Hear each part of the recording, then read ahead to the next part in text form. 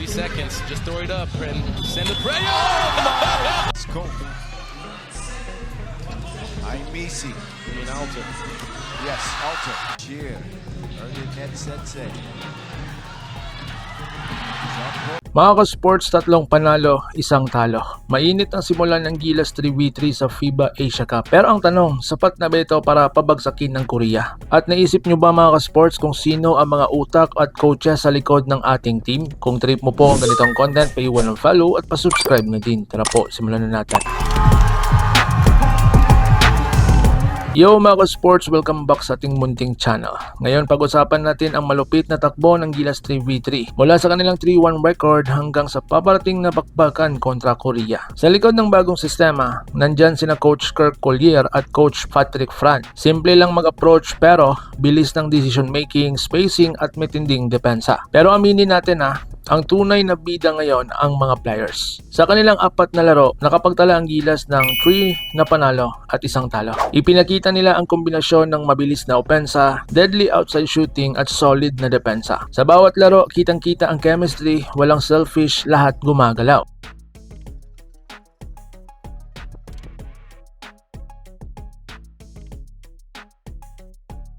At kahit sa kanilang pagkatalo, hindi sila basta bumibigay. Lumalaban sila hanggang dulo. 2019.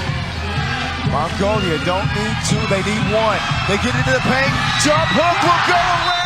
Isa sa mga standout ang kanilang shooters na walang takot tumira sa dos. May players din na kayang mag-create ng sariling tira. Perfect talaga sa isolation game ng 3v3. At higit sa lahat, effort sa depensa at rebounds. Dito talaga sila bumabawi. Sa 3v3, 1 possession lang ang pagitan ng panalo at talo. Kaya bawat galaw, mahalaga. At sa kanilang next game versus Korea, ito na ang tunay na pagsubok. Ang kakalabanin nila ang isa sa mga napakagaling na bansa, Korea. Kilalang kilala sila dahil sa kanilang bilis, disiplinado at napakahusay sa outside shooting ang Korea.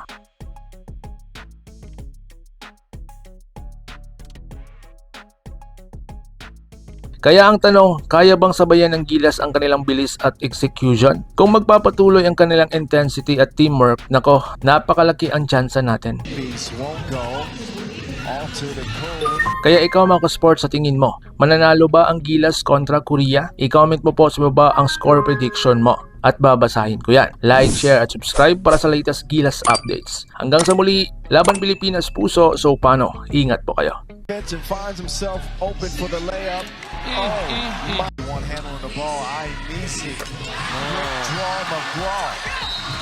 Mga ka-sports, kung hilig ninyong bumili ng mga Gilas jersey, Gilas accessories at mga gamit na pang basketball, habang nanunood po kayo sa aking mga videos, kindly check this basket on this lower part ng ating video at magpa-pop up yung ating mga items sa gilid. Mga legit po yung mga items dyan, and see to it po na makabili po kayo ahead of time kasi meron po yung mga discounts and mga promos depende po sa seller. And also, kunting suporta din as a content creator po. Salamat!